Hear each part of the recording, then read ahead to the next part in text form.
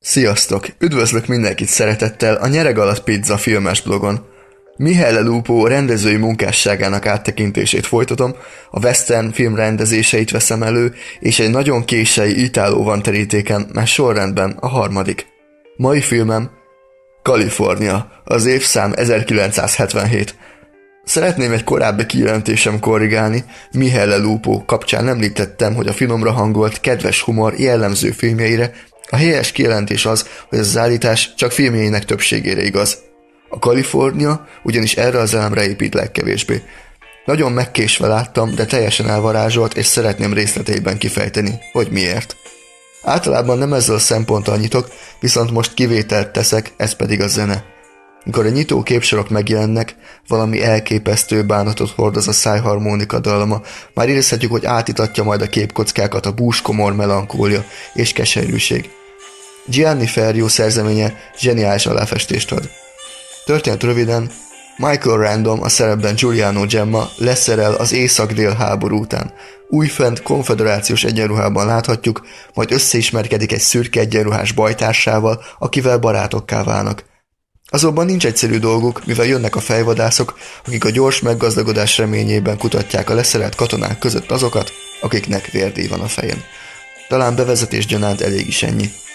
A film hangulata valami elképesztően borús, melankólikus, és ebben a szomorú realizmusban van valami elképesztő szépség. Erénye a háború értelmetlenségét tökéletesen ábrázolja, és ebből az eredő társadalmi kritikát is jól tálalja.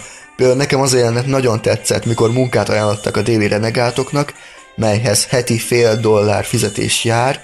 Erre az egyik szürke egyenruhás megjegyzi, hogy ők a rabszolgáknak több zseppénzt adtak. Vagy amikor a pocsolyában esnek kellnek, hogy békát fogjanak, mert hónapok óta egy falat húst se ettek.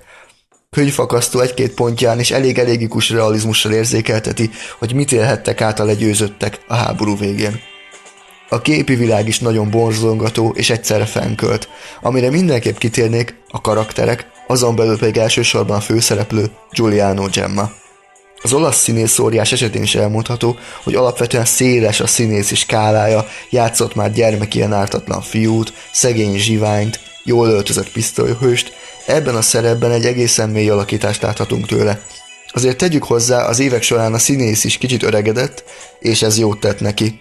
Ez a szerep nagyon méltóságteljes és férfi orgánumtól sugárzik. Itt Gemma végig komoly, szűkszavú, tekintetében egy mélyre temetett fájdalmat hordoz, az ő dialógusait teljesen átitatja az irónia. Tetszett, hogy az olasz legenda Újréti László hangján szólal meg. Karakterének egyik legnagyszerűbb része az, hogy a film során viselkedése változik, mert fejlődik a jelleme. Ennek a fejlődésnek az íve is szépen lekövethető. A spaghetti western veteránnak számító William Bergert is jó volt látni, illetve további erénye, hogy összességében több játékidővel operáló karakterekről egész sok mindent tudhatunk, részemről működött az együttérzés, a nézői katarzis élmény. Nem viszi túlzásba a durvaságot, kemény, de az üzenete sokkal inkább fontos. Hozzávalója, hogy nagyon tudatosan és szépen bánik az érzelmekkel, engem is meghatott számos pontján. Talán a végén látható lezárást tudtam volna kicsit epikusabbnak elképzelni, de így is nagyon rendben van.